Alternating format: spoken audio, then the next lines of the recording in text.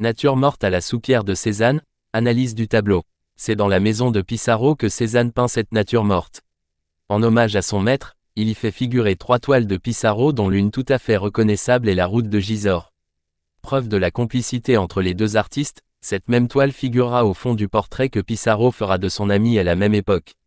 La toile qui figure au centre de la nature morte à la soupière n'a en revanche jamais pu être identifiée.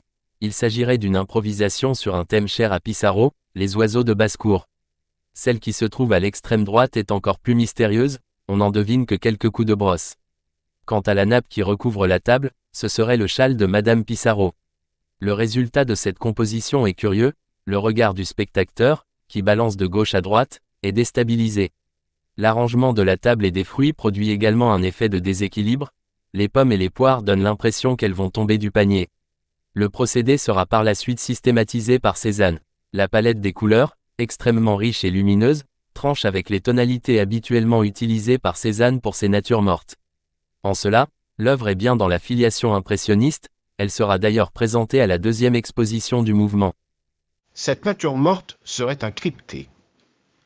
La soupière représenterait le fils de Cézanne avec son visage large, caractéristique, son nez retroussé, lance, ses yeux bleus et sa bouche fermée en rictus, en bas.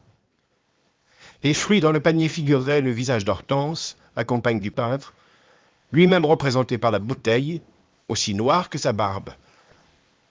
La théorie est de Sidney Geist.